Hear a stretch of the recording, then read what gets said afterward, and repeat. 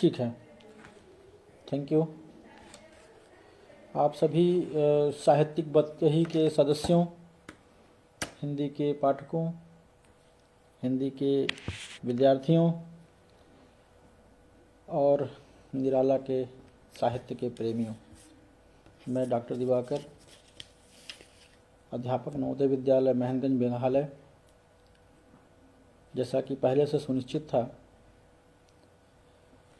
आज का दौर और निराला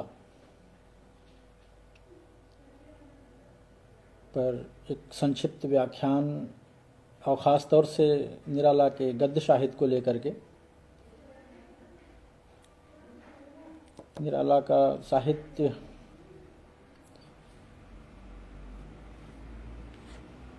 बहुत महत्वपूर्ण साहित्य, छायावाद का एक अलग चेहरा,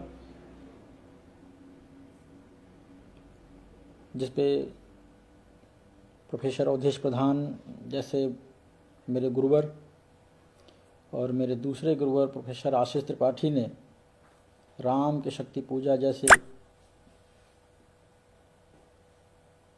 महत्वपूर्ण विषयों पे, महत्वपूर्ण कविता पर और संपूर्ण काव्य पर भी अपनी गंभीर चर्चा करके और इसे समृद्ध कर दिया है। और मैं उनका विद्यार्थी रहा हूँ और मैं उनका गहन अध्येता भी रहा हूँ।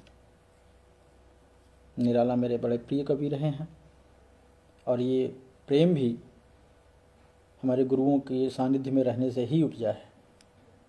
किसी भी साहित्य की सही व्याख्या अगर हमारे सामने आए तो रुचि बढ़ जाती है। तो इसी क्रम में आज हम निराला के प्रथम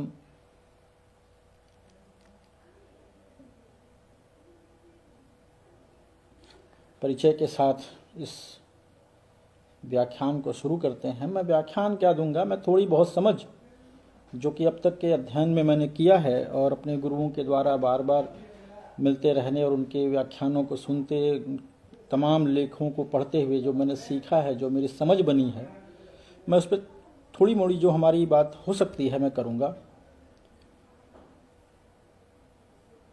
मैं ठीक निराला को पूरी तरह समझता हूँ, मैं उनका पूरा मूल्यांकन कर पाऊँ मेरी क्षमता में नहीं।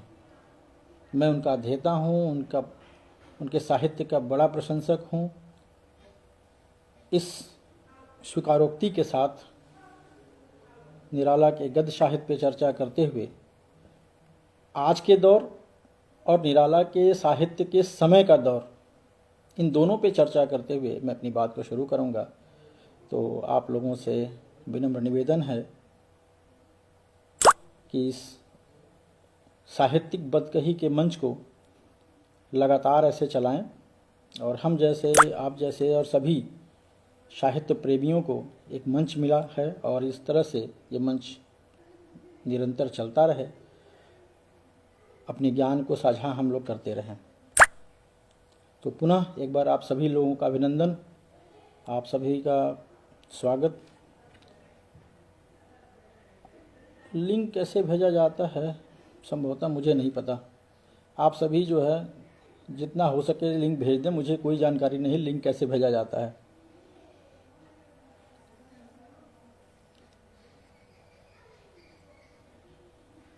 तो आज का दौर लगभग 2 वर्ष पहले से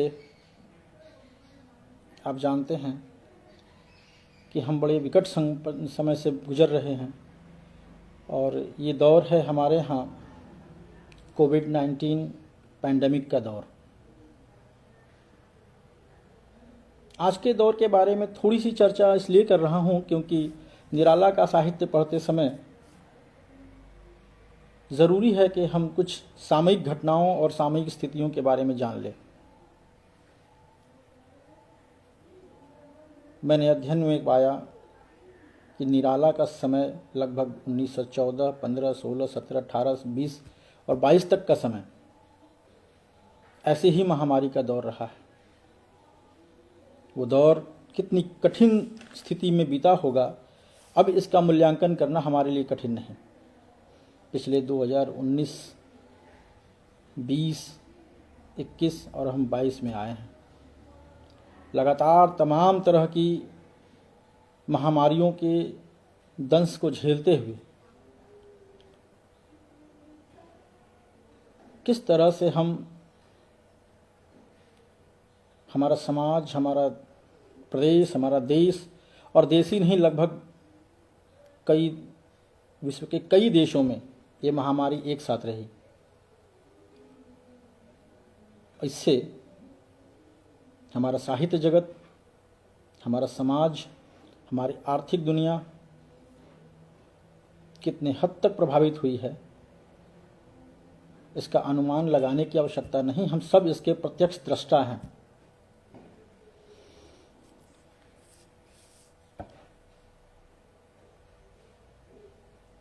महामारी का दौर कितना भयानक हो सकता है, इसके बारे में कहना हमारे लिए अब तो आसान है, क्योंकि हम लोगों ने उसे अनुभव कर लिया। पहले जब हम सुनते थे कि 1907 में एक खास तरह की महामारी आई, जिस पे कविता लिखा है सियाराम शरण गुप्त ने भी, एक फूल की चाह। शायद मैं इसे पहले पढ़ता तो अनुभव मैं नहीं कर पाता।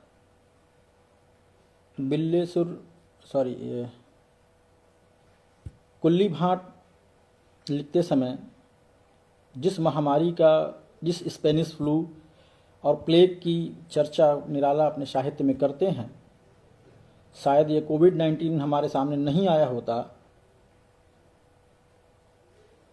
तो हम इसका अनुमान नहीं कर पाते। मैं एक छोटी सी आपके सामने एक फहरिस्त सामने रखूंगा। 1918 से लेकर के आज तक कितनी महामारियां आईं और उन महामारियों से हमारा साहित्य कब कब कैसे प्रभावित हुआ, जैसे जैसे हम पढ़ते चलेंगे शायद हमें वो बातें खुलती आएंगी।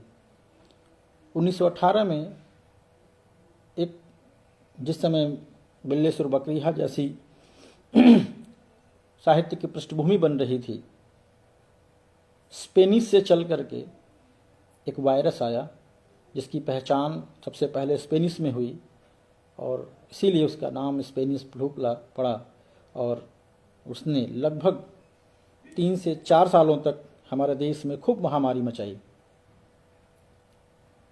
और इसका प्रभाव सबसे ज़्यादा निराला के जीवन पे पड़ा है।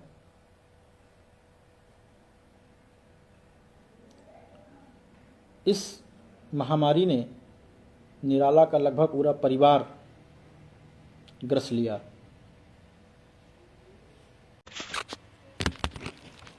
ठीक, थैंक यू। निराला का जीवन सबसे ज़्यादा प्रभावित हुआ तो वो 1918 में आई स्पेनिश फ्लू की वजह से। यद्यपि इसके पहले एक छोटे समय के लिए प्लेग जैसी महामारी भी आई, जिसका उल्लेख भी आपके बिल्लेसुर बकरिया में वो करते हैं, जिसकी वजह से उनकी पत्नी को उनके ससुर जी लिवा कर चले जाते हैं। तो छोटा सा उल्लेख है वहाँ पर।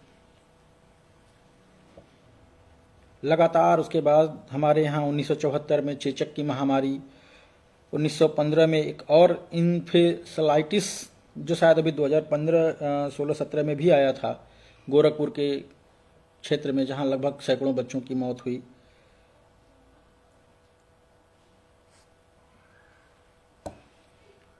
हैजा जैसी बीमारी, महामारी 1961 में। लगभग बहुत सारी ऐसी जो बीमारियां हमारे साथ आती रही, प्लेग ने फिर से एक बार हमारे जानकारी, अब तो देखिए हमारे जानकारी में, हमारे आपके तो हो सकता है कि न हो, लेकिन हम लोगों की जानकारी में भी सूरत में यानी गुजरात में एक बार फिर से प्लेग के लक्षण पाए गए थे।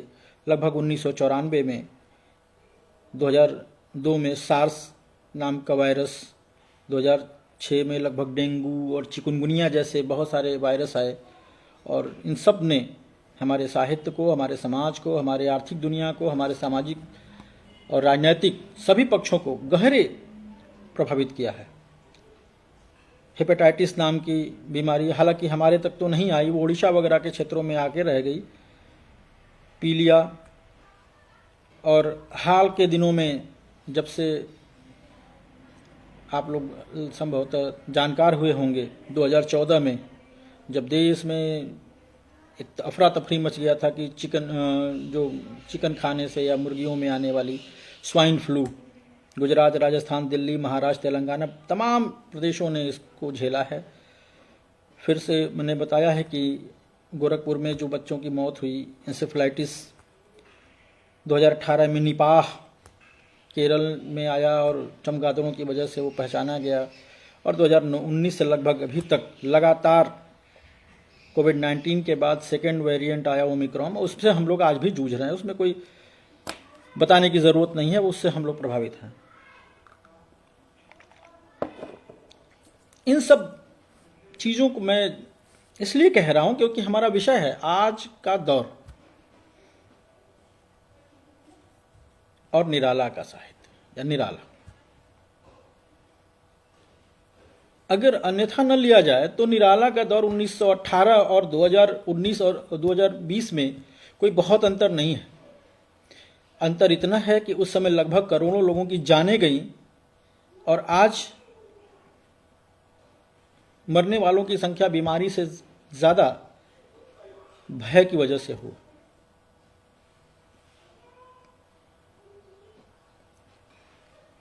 भय ने हमारे जीवन में इस तरह का जगह बना लिया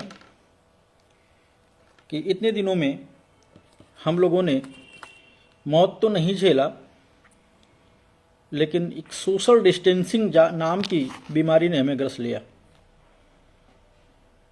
हमारे साहित्य में जहाँ एक दूसरे से जुड़कर, एक दूसरे से बंध कर रहने की कवायद लगातार हम लगाते रहते हैं, इस महामारी ने हमारे बीच से हमारा अपनापन छीन लिया, हमारे संस्कार हमसे छीन लिए। हमारा संस्कार है लोगों को झुक कर प्रणाम करने की, हाथ जोड़ करके नमस्ते करने की, और बीच में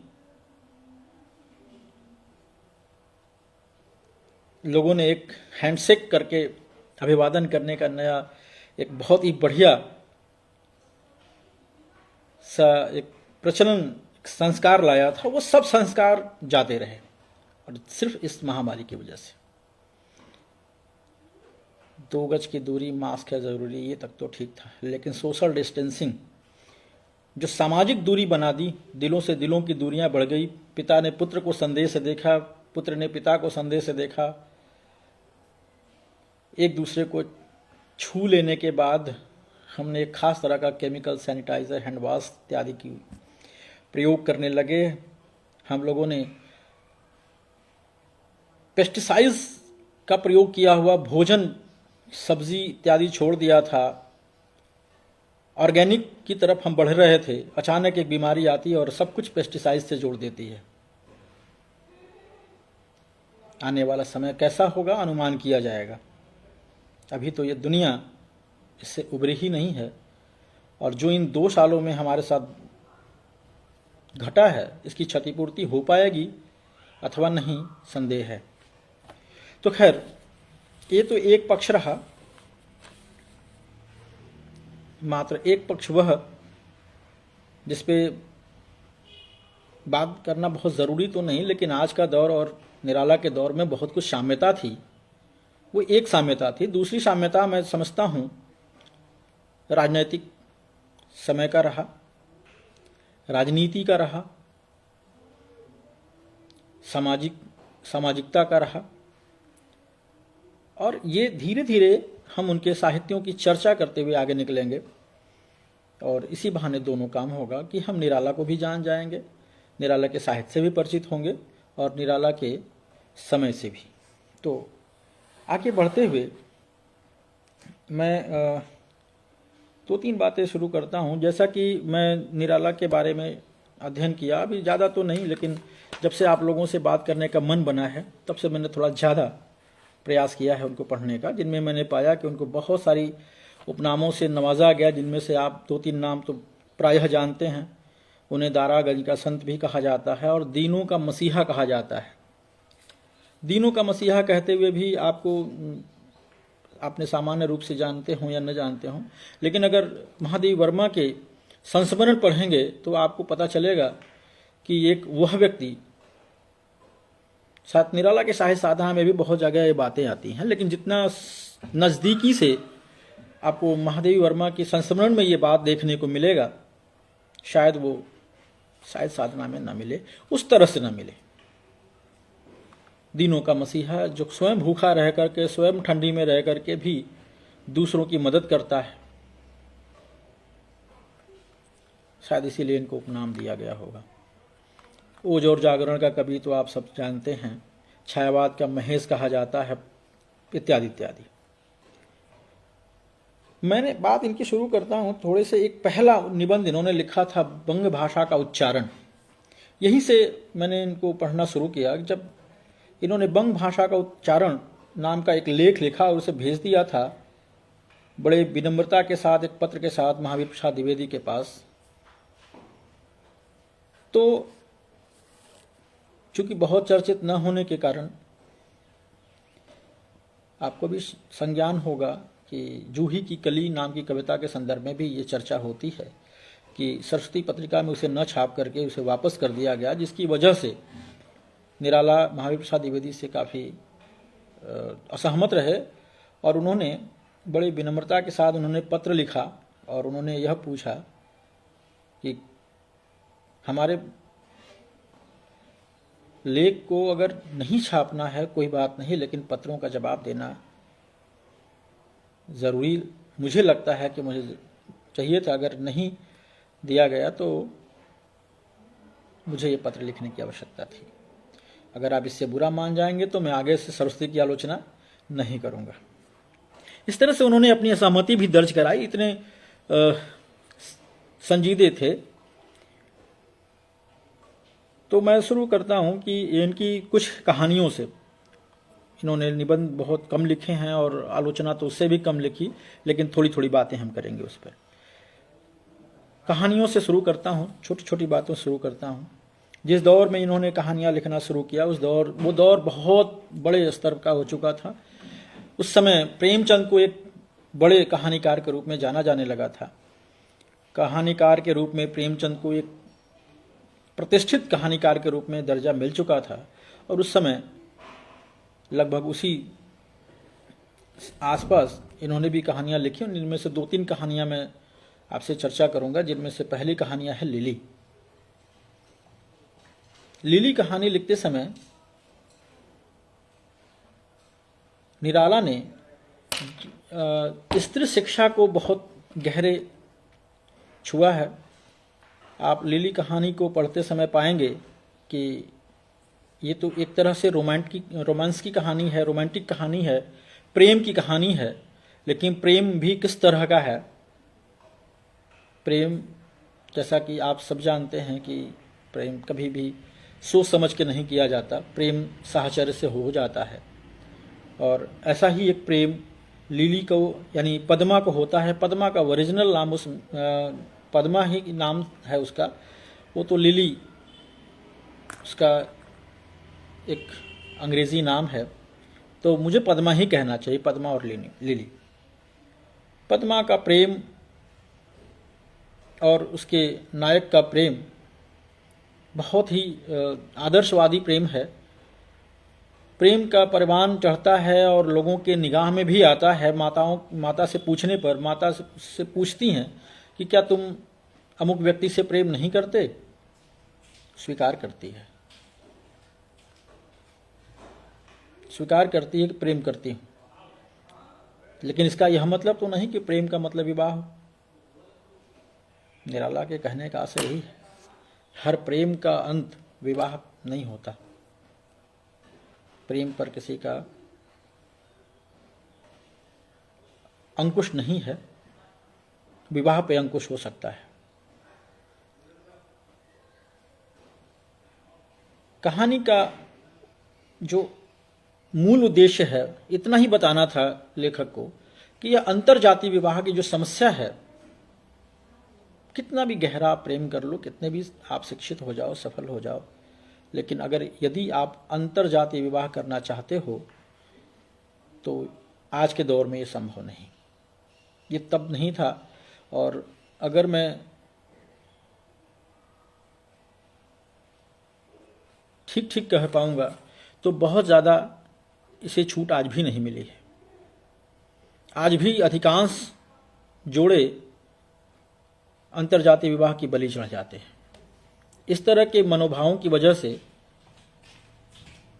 लोग अपने प्रेम को या तो किसी को बता ही नहीं पाते हैं, या फिर उसका विरोध करके, सामाजिक रूढ़ियों का विरोध करके एक दूसरे के साथ जीवन नहीं बिता पाते। ऐसा पद्मा के साथ भी होता है। पद्मा ने अपने पिता की बात मान ली और आजीवन विवाह न करने का फैसला लिया। दोनों प्रेमियों ने जीवन भर अविवाहित रहने का निर्णय लिया, किंतु सामाजिक रूढ़ियों का विरोध करके एक साथ जीवन जीने की हिम्मत नहीं है उनमें। यह एक विडंबना है।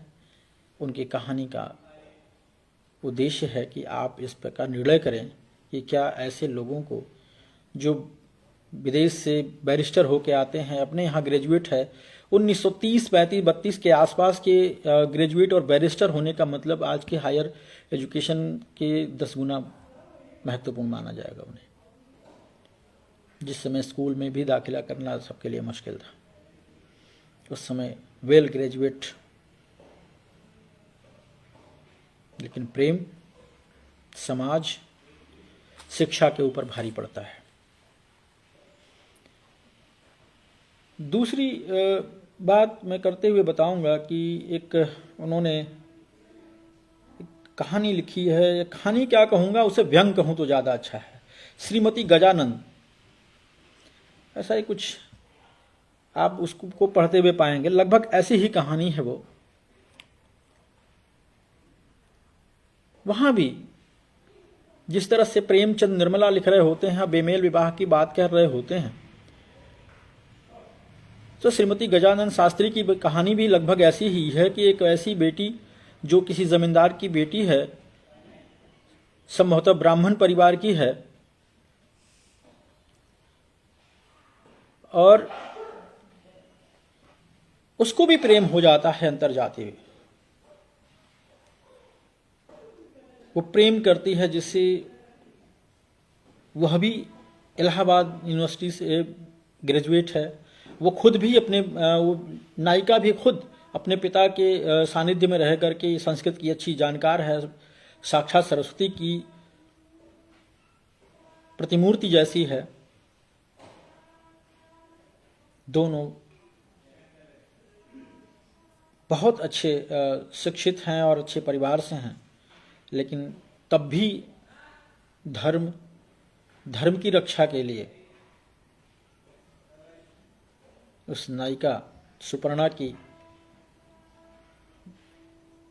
जो भावनाओं का कद्र नहीं किया जाता, उसके मानव मन के, उसके मन की जो अवहेलना करते हुए, उसके मन को दबाते हुए धर्म की रक्षा के नाम पर उसका विवाह 45 वर्ष यानी 15 वर्षीय लड़की का विवाह, 15 वर्षीय कन्या का विवाह 45 वर्ष के शास्त्री जी से होती है। और सबसे नोटिस करने वाली बात कि वह व्यक्ति सुपर्णा से चौथा विवाह करता है। धर्म के नाम पर समाज में किस तरह के एक नए आयाम गढ़े जाते हैं। आज भी ऐसा है नहीं है। आप सभी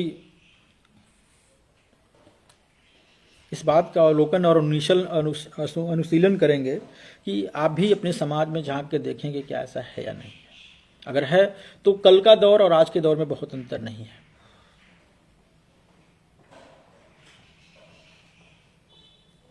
विवाह अगर अंतरजातीय में नहीं करते, चलो एक बात है, कम से कम योग्य वर की खोज तो कर लेनी चाहिए।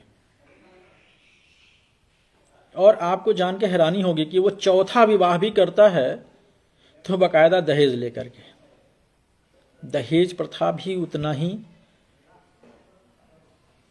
और योग्य वर्ग की चिंता भी नहीं। तो बहुत सारी बातें हैं, आप पे मैं छोड़ता हूं, मैं आपसे चर्चा कर रहा हूं कि आप देखें कि क्या निराला का वो दौर और निराला के बाद 100 साल बाद आज का दौर कितना बदला है और कितनी साम्यता रखता है।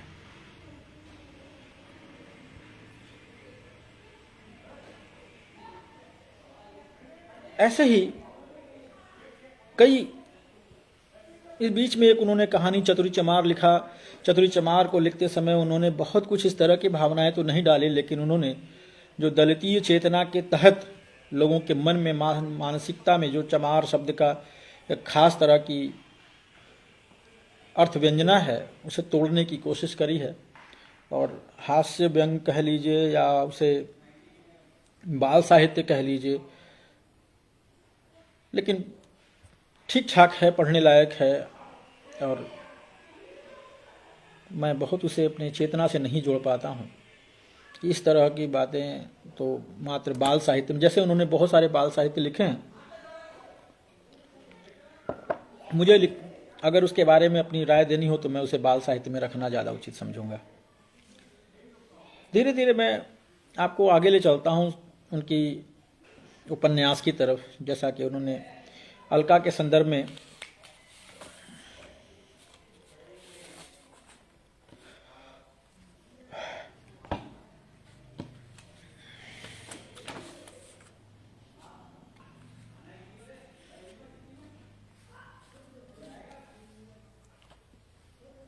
चर्चा कर रहा हूँ, मैं उसके पीछे एक और बात करूँगा आपसे, क्योंकि सारी बातें एक साथ करने में थोड़ा गड़बड़ हो जाएगा, तो थोड़ी थोड़ी शॉर्ट बातें कर रहा हूँ। जैसे अप्सरा उनकी पहली उपन्यास रही, और उपन्यास में खास तौर से जिस तरह से प्रेमचंद ने सेवा सदन पे बात किया, ठीक वैसे ही इन्होंने समाज की उन उपेक्षित महिलाओं का, जिन्हें हम अपने शब्दों में वेश्या कहते हैं, उनके जीवन पे केंद्रित, जिस तरह से अमृतलाल नागर ने ये कोठेवालियाँ लिखी और बहुत चर्चित रहे ये सब। और उन्होंने भी एक प्रयोग किया, और उन्होंने भी जो बातें प्रेमचंद ने शायद छोड़ दी थी, मैं व्यक्तिगत तौर पे कह रहा हूँ, इसे आप जनरलाइज नहीं करेंगे, ये मेरा अपना एक समझ है कि शायद प्रेमचंद में ये बातें रह जाती हैं, जिसे ये आगे ले जाते हैं कि वे वेश्याओं के जीवन में इन्होंने झांका है और उनके परिवार से बेटियों को निकाल करके समाज में पुनः उन्हें वो सम्मान दिलाने की कोशिश की है, जिसमें एक नायिका है इसमें कनक, अप्सरा जिसका उपनाम है, मूलतः नायिका का नाम है कनक। और कनक के जीवन में यही है कि वह एक वेश्या की बेटी है और संभवतः उसी क्षेत्र में रहती है, और उसका एक प्रेम होता है एक दूसरे बाहरी व्यक्ति से, और उस बाहरी व्यक्ति को प्रेम होने की वजह से वो नायक उससे प्रेम करता है। हालांकि कनक के बारे में भी इन्होंने काफ़ी बढ़ चढ़ करके आपके सामने प्रचार किया है, उसको चरितार्थ किया है, चारित्रिक रूप से उसको मजबूत किया है कि कनक उस समय में भी वेश्या की बेटी होने के बावजूद भी अच्छी पढ़ी लिखी अंग्रेजी और हिंदी की बराबर जानकार है। जब ये उनका परिचय दे रहे होते हैं तो ये बाकायदा निराला जी बताते हैं कि कनक के घर में ये किताबें हैं, खास तौर से विश्व की कुछ चर्चित किताबें, अपने भारत की कुछ चर्चित किताबें, कुछ साहित्य इत्यादि इत्यादि। तो कुल मिलाकर के शिक्षा पे इनका विशेष ध्यान रहा है। कोई भी कहानी या उपन्यास लिखते समय निराला ने इन बात का ध्यान भरपूर रखा है कि इनका हर चरित्र स्वयं में शिक्षित है, समझदार है और पूरी तरह से एक खास तरह के संस्कार के साथ आपके सामने प्रस्तुत होता है। कनक के साथ भी वही आपको देखने को मिलता है कि कनक भले ही वेश्या की बेटी हो, लेकिन वह शिक्षित है, संस्कारित है, पढ़ी लिखी है, और जब उसकी एक अंग्रेजी की शिक्षिका होती है कैथरीन ने यहाँ तक कहा उसकी माँ से कि इसे तुम मेरे साथ विदेश भेज दो, मैं इसको पढ़ा करके वापस ले आऊंगी। लेकिन यहाँ उसकी माँ तो तैयार होती है, लेकिन एक लेखक के तौर पे निराला शायद इस बात को स्वीकार नहीं करते और कनक विदेश नहीं जा पाती। ये बात मैं अब अपने तौर पे कहूँगा कि निराला ने अंग्रेजी साहित्य का तो कहीं भी विरोध नहीं किया, इवन बढ़ चढ़ करके उसका सहयोग और उसका संवर्धन किया है। लेकिन यदि यहीं पे कोई पुरुष नायक अगर विदेश जाना चाहता तो लेखक उसे स्वीकृति देता। इतनी सीमाएं अध्ययन के दौरान मैंने पाया कि संभवतः निराला में स्त्रियों को विदेश भेजने की मंशा न थी। शायद ये उनका सरोज के प्रति प्रेम रहा हो, उसने इस चरित्र को अपनी पुत्री मान लिया हो और पुत्री को अपने से दूर न भेजने की शायद ये मंशा रही हो। ऐसा भी हो सकता है कि व्यक्तिगत पिता का अपने बच्चे के प्रति प्रेम,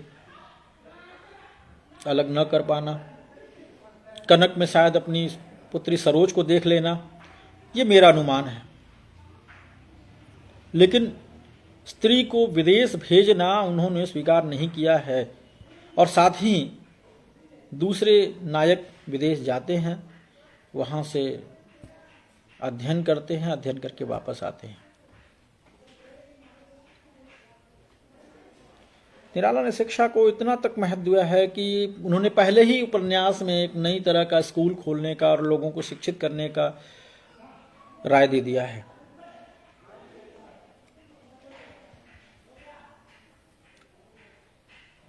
मोटे मोटे तौर पे 2-3 बातें मैं अप्सरा के संदर्भ में कहूँगा कि उन्होंने जो जीवन है वेश्यावृत्ति का, वेश्या समाज का या स्त्रियों के उस पक्ष का जिसे समाज ने उपेक्षित करके रखा है, उसे 2 कदम आगे ले जाने की कोशिश की है। कनक का विवाह कराते हैं, उसे समाज में पुनः वह सम्मान दिलाने का प्रयास करते हैं जो संभवतः प्रेमचंद के यहाँ नहीं देखने को मिलता, और इस वजह से यह बहुत महत्वपूर्ण है। भूमिका में वो कहते हैं कि मैंने कुछ भी प्रयास नहीं किया है, लेखन के समय मुझे अप्सरा अर्थात नायिका या कहानी मुझे जहाँ तक ले जाना चाहिए मैं वहाँ तक जाता रहा हूँ। ये उनकी अपनी भूमिका में कही गई बातें हैं। तो सायास न करने का मतलब है यही कि वो भावों में आके बोले हैं, तो इसीलिए मैंने अपनी बात कही। खैर, उसके बाद दूसरी कहानी इनकी उपन्यास आता है अलका। अलका कृषक जीवन पर ज़्यादातर आधारित रहती है और उसमें भी आप देखेंगे कि स्त्रियों को विशेष रूप से स्थान देते हैं। उसमें इनकी नायिका फिर से शिक्षित होती है और इनकी नायिका के साथ एक नायक है विजय। यह भी तमाम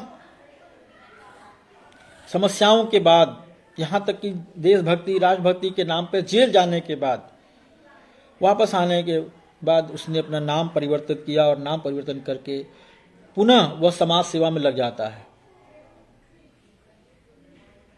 इसका कारण यह है कि समाज सेवा का मूल चेतना स्वयं निराला के मन में है।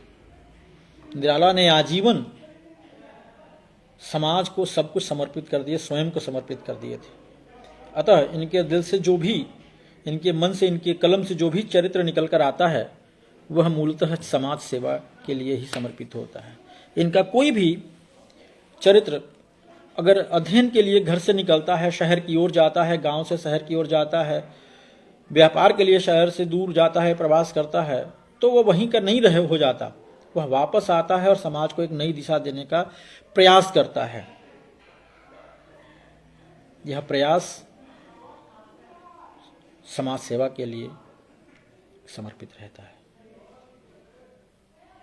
इनका अलका का नायक भी जब वापस आता है तो शहर में कूलियों का काम करने वाले लोग, उनकी पत्नियों को, कामकाजी व्यक्तियों को, मजदूरों को, तमाम लोगों को शिक्षित करने का प्रण लेता है। और यदि इसका खर्च वहन नहीं कर पाते हैं लोग, तो एक राय उन्होंने अपनी तरफ से दे रखा कि अगर सभी लोग चाहें तो अपने घर से एक एक मुट्ठी अनाज भी अपने शिक्षा के प्रति समर्पित करें तो एक शिक्षक का वेतनमान दिया जा सकता है। शिक्षा का दूसरा ये महत्व आप देखेंगे कि अगले उपन्यास में इन्होंने एक कदम इस बात को और आगे बढ़ाया। कैसे बढ़ाया आप देखें कि एक इन्होंने कहा कि राष्ट्रभक्ति और देशभक्ति के लिए ज़रूरी नहीं कि हम आंदोलनों में जुड़ें। हमें देशभक्ति और राष्ट्रभक्ति के लिए स्वाधीनता आंदोलन में मूवमेंट में जाने की ज़रूरत नहीं, जेल जाने की ज़रूरत नहीं। हम लोगों को शिक्षित करके भी देशभक्ति और राष्ट्रभक्ति का भावना प्रदर्शित कर सकते हैं। इनके अर्थों में यानी निराला के अर्थों में केवल अंग्रेजों से स्वाधीनता की ज़रूरत नहीं है। हम शिक्षित होकर के अज्ञान से भी हमें आज़ाद होना है, हमें ज्ञानी होना है, हमें शिक्षित होना है, हमें हर तरह से आज़ादी चाहिए। इसलिए शिक्षा को भी ये स्वाधीनता का एक अंग मानते हैं। इसीलिए संभवतः इनके यहाँ उस तरह के क्रांतिकारी नहीं मिलते जिस तरह के शिक्षा के लिए क्रांति जगाने वाले लोग मिलते हैं। इनके लगभग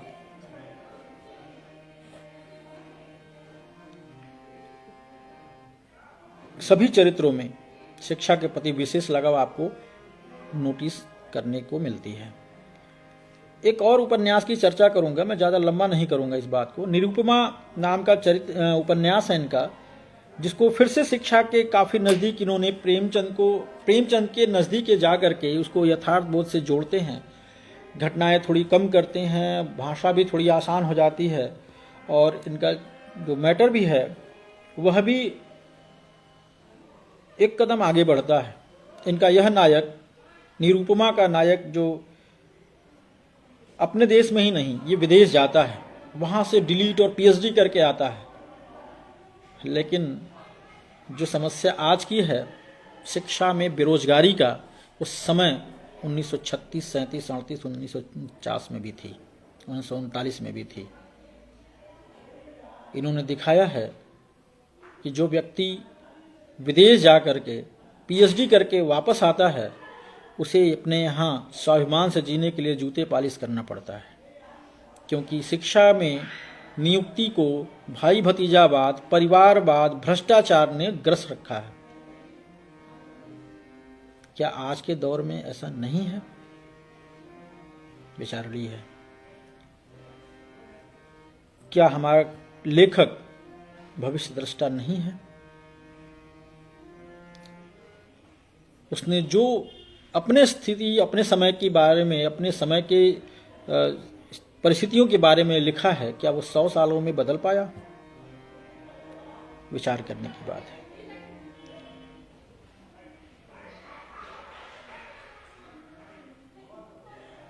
उपन्यासों में चूंकि प्रेमचंद, जयनेन्द्र कुमार जैन और फणीश्वर नारायण रेणु इत्यादि बहुत चर्चित थे और कवि के रूप में ही निराला को ज़्यादा जगह मिल पाया है, क्योंकि उन्होंने कविता में वो सब कुछ दे दिया जो शायद उपन्यास में और कहानियों के मार्फत नहीं दे पाए।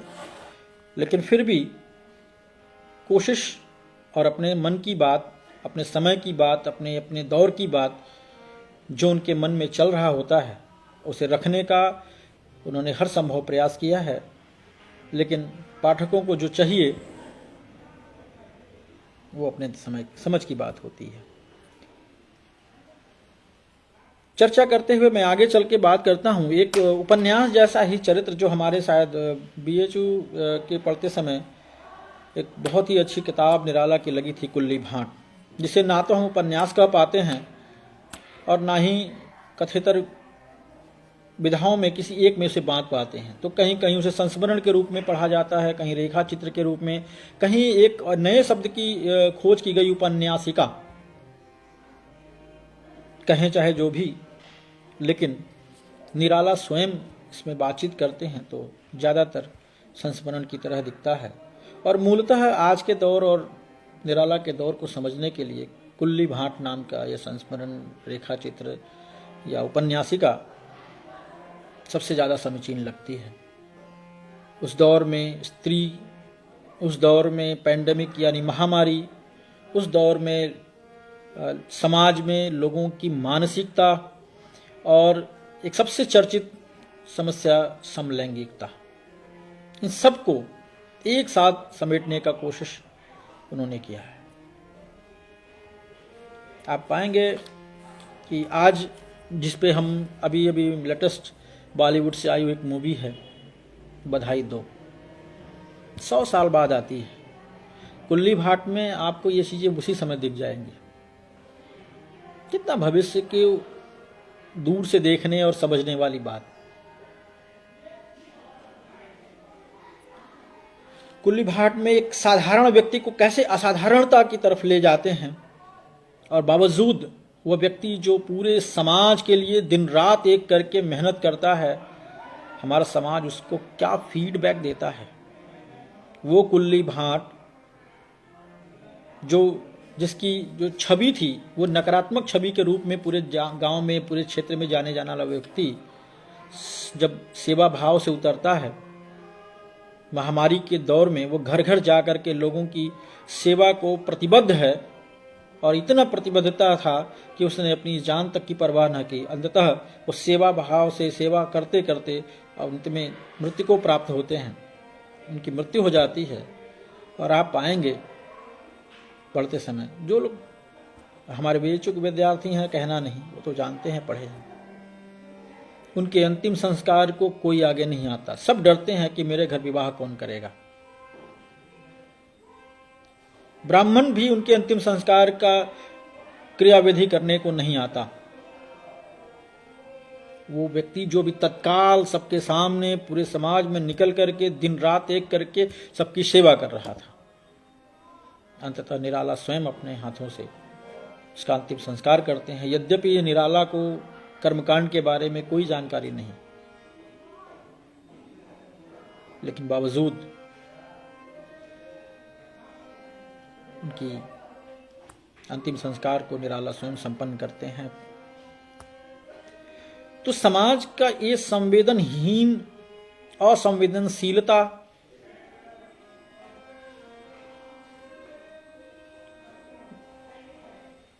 आज के दौर में भी है।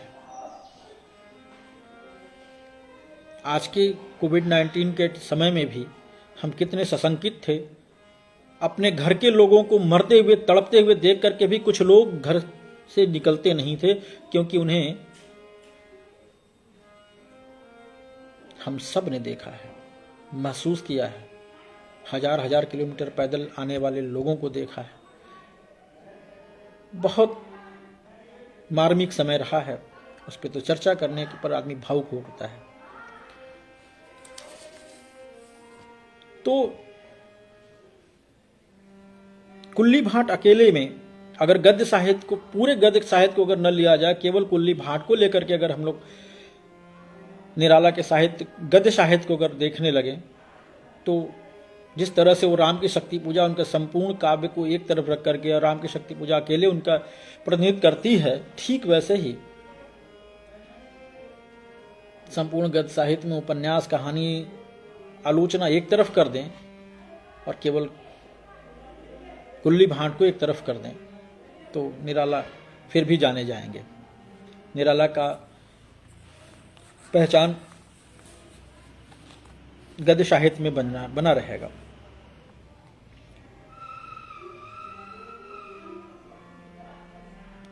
कुल्ली भाट की पत्नी, जो कि उनके संप्रदाय से नहीं है, मुस्लिम है, लेकिन आप देखें कि सांप्रदायिक सौहार्द की भावना भी उन्होंने किस तरह से गढ़ी कि मुस्लिम होने के बावजूद भी उसने सारे हिंदू धर्म के रीति रिवाजों के अनुसार अपने पति के अंतिम संस्कार का हर संभव प्रयास करती है। लेकिन हम हिंदू मुस्लिम विभेद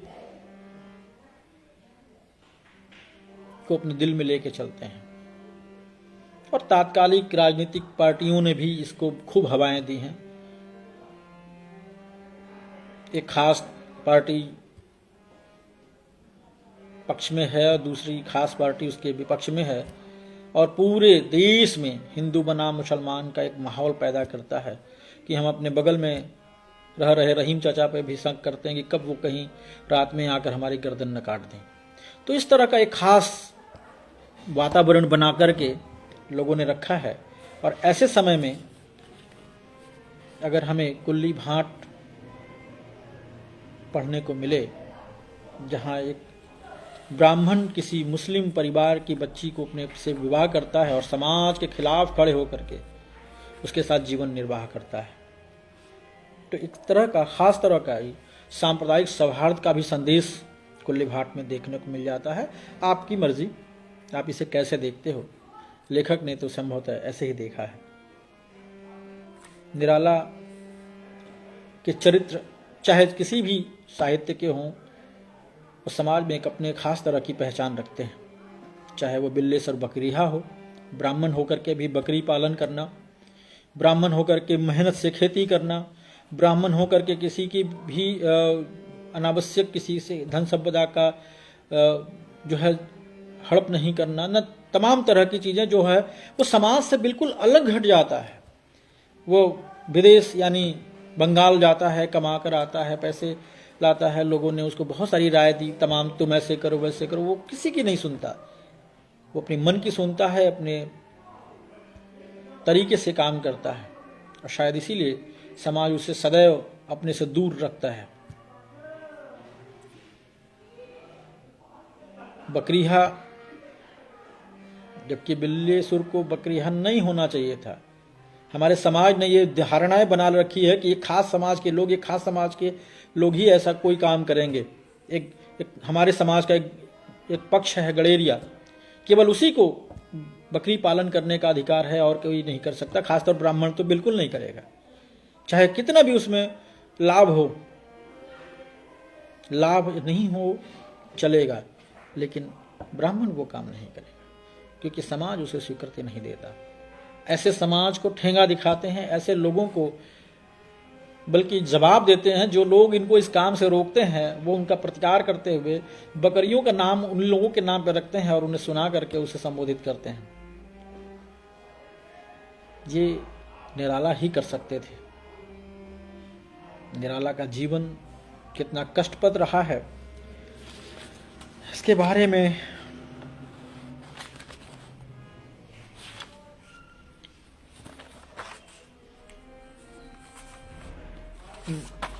निराला के जीवन के कष्ट के बारे में एक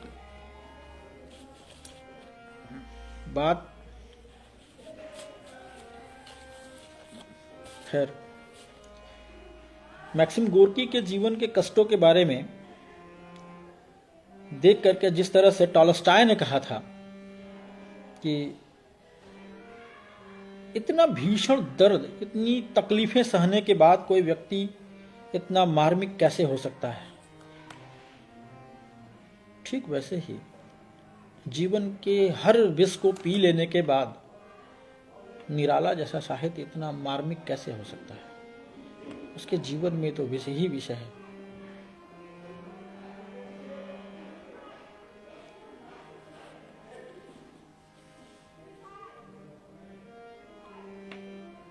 अपने जीवन के विषाद, विष, अंधेरे को निराला ने जिस तरह से करुणा और प्रकाश में बदला, वो हिंदी साहित्य के लिए अद्वितीय है।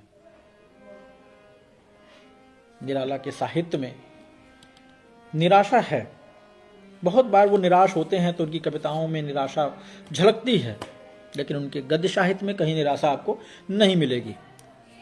हर जगह वो आशान्वित हैं और अपनी चेतना में सकारात्मक भाव रखकर ही वो चरित्रों का निर्माण करते हैं।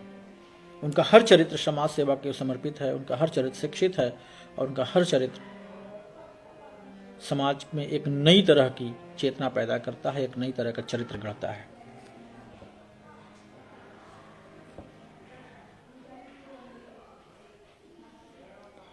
निराला ने अपना व्यक्तिगत दुर्भाग्य के साथ दुनिया में तमाम छल और अपमान को भी सहा है। मैंने आपसे चर्चा शुरू में ही किया कि उनकी बहुत सारे रचनाओं को संपादित ही नहीं किया जाता था, वापस कर दिया जाता था। कभी कभी तो उनको जवाब भी नहीं मिलता था। जीवन भर, मैं तो अगर उनकी पत्रों की बात करूं, जानकी वल्लभ शास्त्री के द्वारा प्रकाशित बहुत सारे पत्र साहित्य है, अगर पत्र साहित्यों के बारे में बात करूं तो उनका आर्थिक जीवन कितना कष्टमय था, जिसकी वजह से उन्हें पैसों पर दूसरे साहित्यकारों की किताबें लिखनी पड़ती थी। बाल साहित्य लिखा उन्होंने, अनुवाद किया उन्होंने, ताकि कुछ आर्थिक संकट को कम किया जा सके। कई बार अन्य अन्य साहित्यकारों ने पैरवी करके उनको काम दिलाया। तो खैर वो मुझे यहाँ नहीं करना, वो उनके व्यक्तिगत जीवन की बातें हैं। लेकिन अगर आप उनका पत्र साहित्य पढ़ें या फिर आप निराला की साहित्य साधना को ठीक से पढ़ें तो आपको निराला के जीवन की कष्टमय जीवन का आपको झांकी मिलेगा। उन झांकी के बाद अगर आप उनके निराशाजनक कविताओं को पढ़ें तो आपको लगेगा कि उन निराशा के क्षणों में भी वो कितनी आशान्वित चेतना के साथ हमसे मिलते हैं। तो फिर भी उनका मन कभी कटु नहीं हुआ। जीवन के विष को पीने में अपना प्रारब्ध मानकर उसे जीते रहे। उन्होंने अपना जीवन में उसको अपना भाग्य बना लिया था कि जो हो रहा है मेरे लिए वो ठीक है, कोई बात नहीं। तो दिल के दर्द का क्या, ऐसे तो किसी कवि ने कहा है ना कि दर्द जब हद से गुजरता है तो गा लेता हूँ। तो शायद निराला भी वही थे कि जब काफ़ी दुखी होते थे तो वो कविता पाठ करते थे, कविता का लेखन करते थे। एक पक्ष रह गया, कहानी पे बात मैंने किया, थोड़ी चर्चा उपन्यासों पे किया, थोड़ा सा एक पक्ष उनका बहुत कम, लेकिन लिखा ज़रूर निराला ने आलोचना पर। तो आलोचना पर उन्होंने बहुत कुछ साफ तो कोई आलोचनात्मक किताब नहीं लिखी, लेकिन बहुत जगह पे उन्होंने अपना रोष व्यक्त किया है। और उन्होंने अपनी पत्रिकाओं में, सुधा वगैरह में कई जगह हमने उनको पाया कि वो किस तरह से नाराज होते हैं वर्तमान परिदृश्य के आलोचना और आलोचनात्मक लेखों पर। एक पंक्ति पढ़ के मैं आपको बताता हूँ। कहते हैं, हिंदी का आलोचनात्मक वर्तमान परिदृश्य देखकर पुस्तक फाड़ कर फेंक देने का मन करता है।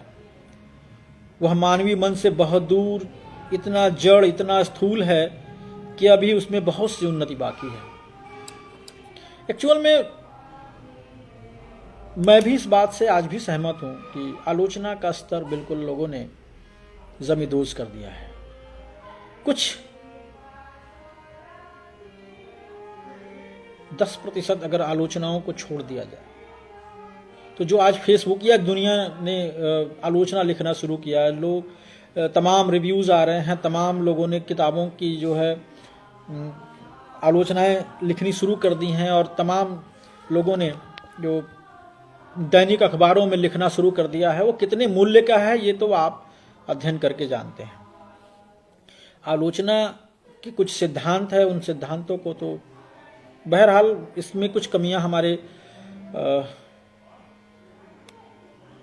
सिस्टम की भी हैं। ये जो API नाम का राक्षस सबको दंश मार रहा है, तो API के चक्कर में हम सभी जो आलोचक बन बैठे।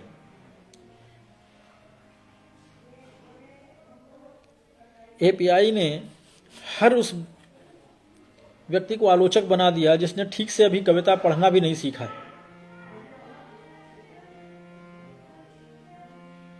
ये API अभी कहाँ तक हमको ले जाएगा ये तो मैं नहीं जानता। और दूसरी चीज़ों ने ले लिया है आज, लाइक और कमेंट्स ने। लाइक्स और कमेंट ने भी हमारे हिंदी साहित्य को एक दूसरी दुनिया में पहुंचाने का प्रतिबद्ध हो गया है, एकदम उसे जमींदोज करने पर लगे हैं। आज हर दिन, हर रोज, हर क्षण, हर पल लोग कविताएं लिखने लगे हैं और उसे पोस्ट कर दिया, उस पर हजारों लोगों ने लाइक और कमेंट दे दिया। वास्तविकता है कि अब केवल फेसबुक पर, व्हाट्सएप पर, इंस्टाग्राम पे ही कविताएं लिखी जा रही हैं और वहीं लाइव और कमेंट्स ने ही आलोचना के नए पर कसौटियां गढ़ रखी हैं। निराला के शब्दों में मैं बात करूंगा। निराला ने जो कसौटी तैयार किया कि कोई भी कविता हो, लेख हो, उपन्यास हो, जो भी गद्य विधा हो, अगर उसका आप आलोचना करते हो तो पर्याप्त छानबीन भी करिए। यह जो आज अतिशयोक्तिपूर्ण किसी की निंदा कर दी जाती है और किसी की अतिशयोक्तिपूर्ण प्रशंसा कर दी जाती है, यह आलोचना के कसौटियों में नहीं आते। आलोचना का मान है, आलोचना की मांग है कि आप पर्याप्त उसकी छानबीन करें और कई बार तो कवि से आगे, कवि की सोच से भी आगे आलोचक कविता की व्याख्या करता है। कभी कभी तो खुद कवि सोचता है कि क्या मैंने अपनी कविता को लिखते समय भी ऐसा सोचा था क्या। हम उम्मीद करते हैं कि निराला के इन पंक्तियों को हम गंभीरता से लेंगे और आलोचना के इस एपीआई वाले स्तर को खत्म करके एक साफ सुथरी आलोचना का मन में कसौटी बना करके हम साल भर में, 2 साल में, 6 महीने में एक ही आलोचना लिखें, लेकिन वो स्तरीय हो। आलोचना का संदर्भ भी हमारे यहाँ कुछ बदल गया है। हमारे यहाँ भारतीयता जो मूल में है वो डिमांड करती है कि हम वैश्विक स्तर पे जो विश्व के अन्य अन्य देशों में, अन्य अन्य भाषाओं में, अन्य अन्य साहित्य में जिस तरह से आलोचनाओं का एक स्तर है, वैसा हमारा नहीं होना चाहिए। हम भारतीय हैं और भारतीयों की आलोचना पद्धति अलग है। हम केवल रस, छंद, अलंकार के संप्रदायों में, रीति में बंद करके ही आलोचना करें तो उत्तम होगा। लेकिन मैं बहुत व्यक्तिगत तौर पे कह रहा हूं, आलोचना की थोड़ी मोड़ी बातें मैंने जहां निराला को पढ़ते हुए पाया, जहां आलोचना के संदर्भ में कहते हैं कि मनुष्य मन ही साहित्य और आलोचना ही उस मानव मन के परिवर्तन की मूल में होता है। तो यदि राम की शक्ति पूजा की आलोचना अगर ठीक ठीक नहीं होती तो निराला की काव्य की सफलता नहीं मानी जाएगी, उनके लेखन की सफलता नहीं होगी। सरोज स्मृति का अगर हम ठीक ठीक आलोचना नहीं प्रस्तुत कर पाएंगे तो शायद 100 साल बाद सरोज स्मृति और राम की शक्ति पूजा का मूल्य खत्म हो जाए, शायद वो लोगों के पठनीयता से बाहर हो जाए।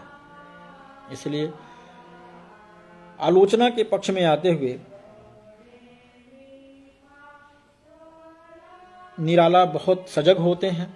उन्होंने कहा कि मैं बहुत अच्छा आलोचना नहीं कर सकता, इसलिए मैं आलोचना नहीं करता, लेकिन आलोचना की मानसिकता से परिचित हूँ, आलोचना की कसौटियों को समझता हूँ और ऐसी उम्मीद करता हूँ कि जो तमाम तरह के आलोचक जो शायद अतिशयोक्तिपूर्ण निंदा और अतिशयोक्तिपूर्ण अनुशंसा में लगे हुए हैं, ऐसी किताबों को फाड़ कर फेंक देने का मन करता है। बहरहाल अंततः उनका कहना यही है कि कोई भी आलोचक स्वयं को कवि से बड़ा न मान ले, कवि के ऊपर जाके न सोचे, कवि के रचना के अंतर्गत रहते हुए कवि रचना को केंद्र बना करके अपनी आलोचना प्रस्तुत करे। और दूसरी यह कि जो आलोचक के मन में एक नई तरह की धारणा बन गई है कि कवि को आलोचक की मानसिकता के अनुसार लिखना चाहिए, इस अवधारणा से उसे बाहर आना चाहिए। अगर वो वास्तव में ऐसी आलोचना की मानसिकता से बाहर आता है तो वह एक स्वस्थ आलोचना कर सकता है, और ऐसी आलोचना की उम्मीद प्रेमचंद, निराला और तमाम बड़े साहित्यकार करते हैं। और आगे आने वाली पीढ़ी में हम लोग भी कोशिश करें कि ऐसी ही आलोचना करें और ऐसे ही आलोचकों से हम उम्मीद करें कि जो भी आलोचना करे वह सार्थक करे, उचित करे और गंभीर करे, जिनमें अनावश्यक चीज़ों को छांट करके पर्याप्त छानबीन करके पर्याप्त उसको सोच उसकी लिमिटेशंस और उसकी कैरेक्टरिस्टिक्स यानी अच्छाइयों और उसकी कमियों को छांट करके हमारे सामने प्रस्तुत करे।